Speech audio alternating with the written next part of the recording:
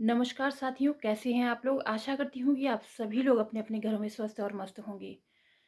साथियों, आज हम एक ऐसा विषय लेकर के आए हैं कि जिसमें कि जो है अधिकांश लोगों का ये कहना रहता है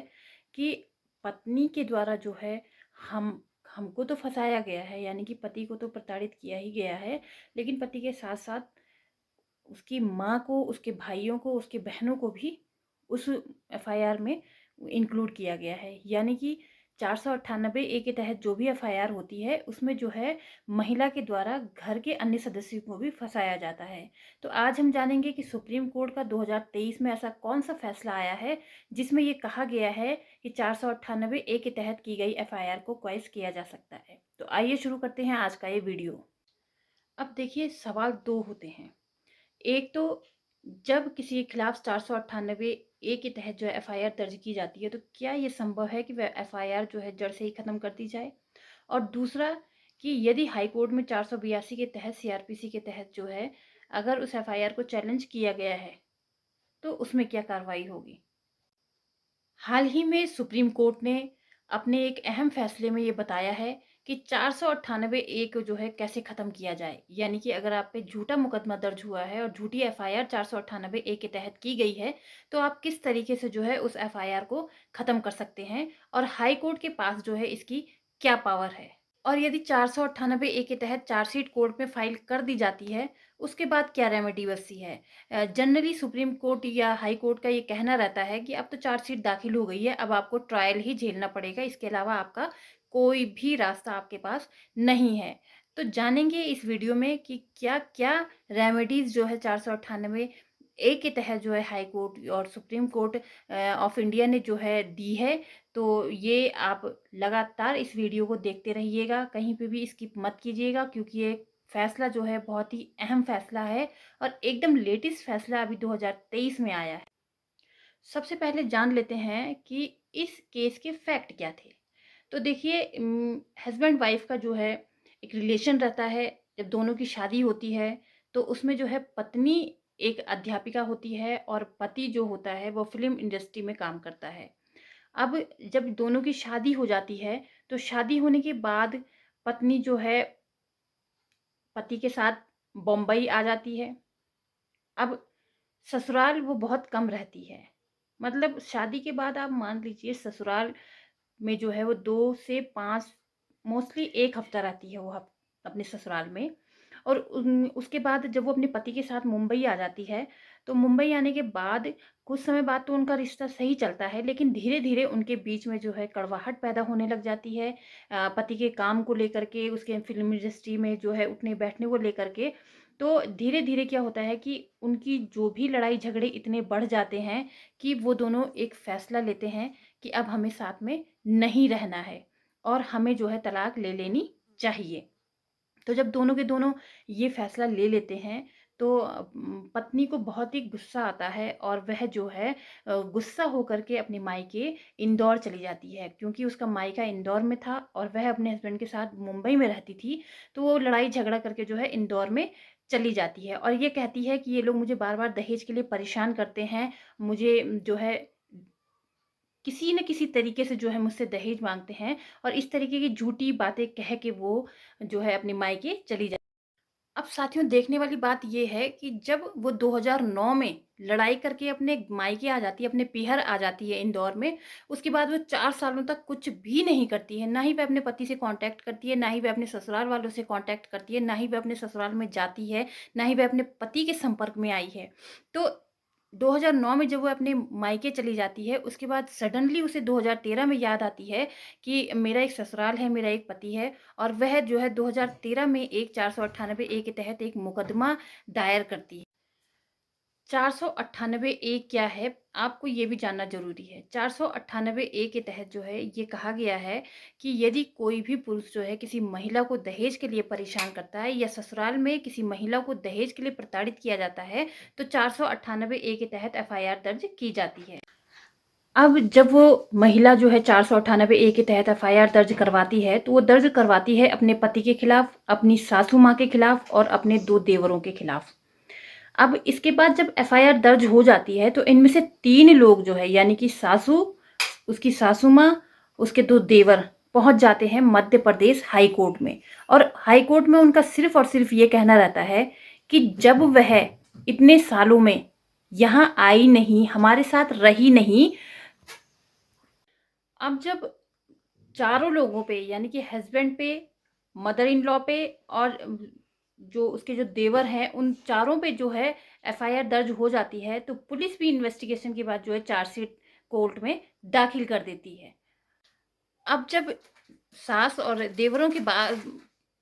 बात सुन कर के जो है कोर्ट संतुष्ट नहीं होती है और ट्रायल को चलने देती है, तो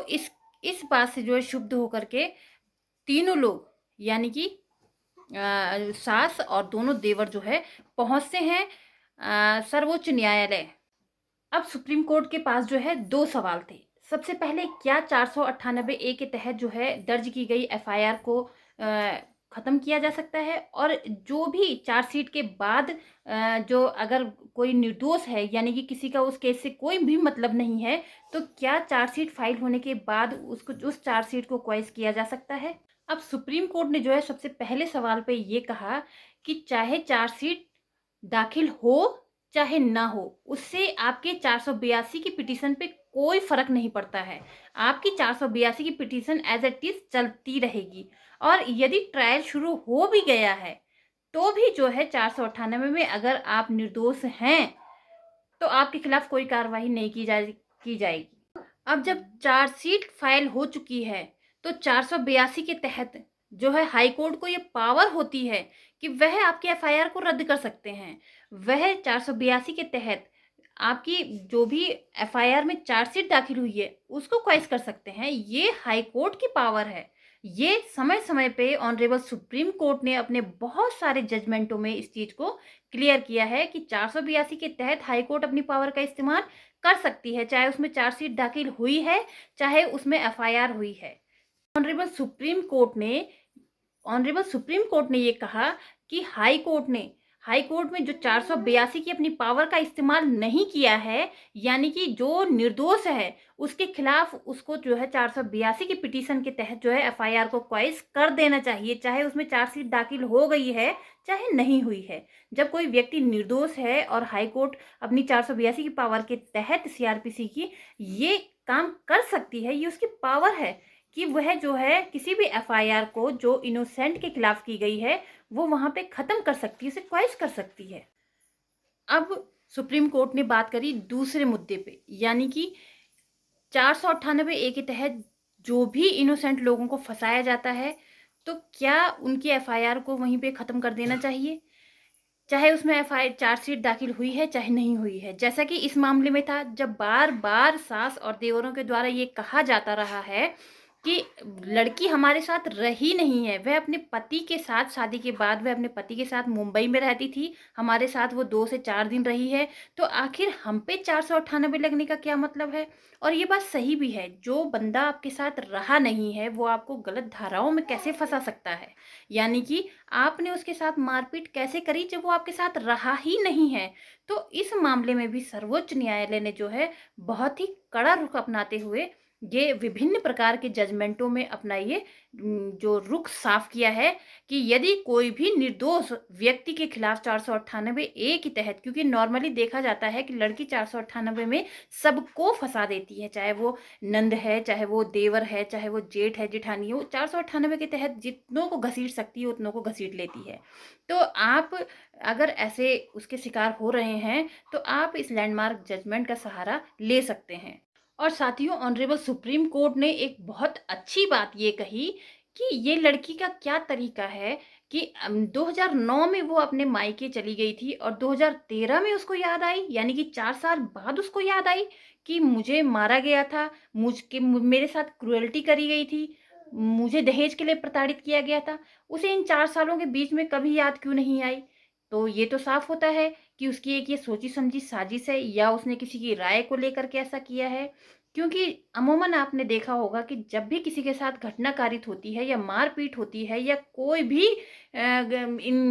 इंसिडेंस होता है उसके साथ, तो वह तुरंत उस चीज़ के लिए एफआईआर लिखाता है या मेडिकल करवाता है, या जो भी उसको रेमेडीज मिलनी चाहिए वो तुरंत होती हैं। लेकिन इस मामले में 4 साल के बाद महिला को याद आता है कि वह एफआईआर दर्ज करवाए, वह अपने सास ससुर को फंसाए, वह अपने देवरों को फंसाए, वह अपने पति को फंसाए। तो ऐसा कैसे संभव है, जबकि इन 4 सालों में उसका अपने ससुराल वालों के साथ कोई भी जो है नाता नहीं रहा है, कोई भी बातचीत नहीं रही है और किसी भी प्रकार का संपर्क नहीं रहा है। तो हाउ कैन इट्स पॉसिबल कि ये 498 ए के तहत मामला बनता है। साथियों, इस केस में बहुत सारे बारीकियां जो केस की हम अधिवक्ताओं के द्वारा नोट की जाती हैं, वे जब अधिवक्ता के द्वारा जो है ऑनरेबल सुप्रीम कोर्ट में रखी गई इस पत्रावली से संबंधित, तो सुप्रीम कोर्ट ने भी ये माना कि वास्तव में ये मामला फर्जी है, गलत है और धोखाधड़ी से किया गया है। और इसके 3 फैक्ट सुप्रीम कोर्ट ने गिनाए। सबसे पहला जो फैक्ट था वो था डिले ऑन एफआईआर। एफआईआर में डिले, इतना लंबा समय डिले करने का एक षड्यंत्र माना गया और कहा गया कि ये सामान्य तौर पे देखा जाता है कि एक लड़की जब एफआईआर करती है तो वो बहुत सोच समझ के करती है, लेकिन 4 साल का समय कोई व्यक्ति अगर एफआईआर करने में ले तो ये कोई पचने योग्य बात नहीं होती है। दूसरी बात जो ऑनरेबल सुप्रीम कोर्ट ने कोट करी वो ये है कि जगह जगह पे जो है उस महिला के बयानों में कॉन्ट्रडिक्शन था, यानी कि अलग अलग बयान उस महिला ने सब जगह दिए थे। और तीसरी बात ये कि जिन व्यक्तियों को महिला ने जो है एफआईआर में शामिल किया था, उनसे तो उसका कोई इतने लंबे समय तक नाता था ही नहीं। यानी कि जो सास का नाम उसने एफआईआर में लिखवाया था, उस सास से वो 2 से या 3 बार मिली होगी। और जिस देवर का नाम लिखवाया था उसमें से एक तो जो है लॉ ऑफिसर था, वो दिल्ली में ही रहता था। वो मुश्किल से 2 या 3 घंटे के लिए अपने घर पे आता था और वो घर पे आता ही नहीं था, वो वहीं रहता था। और तीसरा जो उसमें अभियुक्त बनाया गया था, उसका तीसरा और सबसे छोटा देवर, उसकी बात अगर कोर्ट ने देखी तो उसका भी जो है उससे 2 या 3, जितने दिन वो अपनी सास से मिली है उतने ही दिन जो है उस छोटे वाले देवर से भी मिली है, तो उसका नाम भी आना जो है संभव नहीं है। तो ये 3 बातें जो है इस केस को कमजोर बनाया और 3 बातों को लेकर के जो है सुप्रीम कोर्ट ने ये फैसला जो है सास और दोनों देवरों के पक्ष में सुनाया। और इन्हीं 3 ग्राउंड पे जो है ऑनरेबल सुप्रीम कोर्ट ने जो है ये अपना फैसला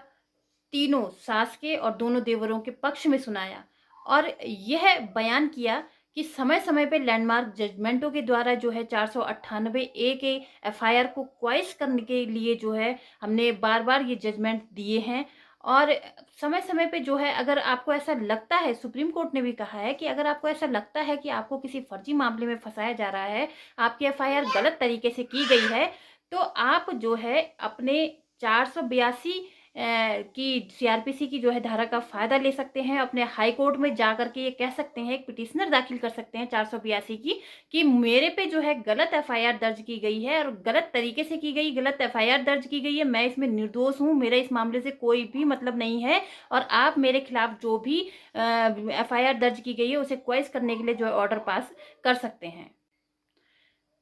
तो साथियों, ये था आज का वीडियो और अगले वीडियो में मिलेंगे ऐसे ही एक नए जजमेंट के लिए जो मैं आपके लिए लेकर के आऊँगी। तो अगर आप मेरे चैनल पे नए हैं तो मेरे चैनल को लाइक और सब्सक्राइब ज़रूर कीजिएगा, ताकि मैं समय समय पे सुप्रीम कोर्ट के जो है बेहतरीन जजमेंट आप लोगों के समक्ष ला सकूँ। मिलते हैं अगले वीडियो में।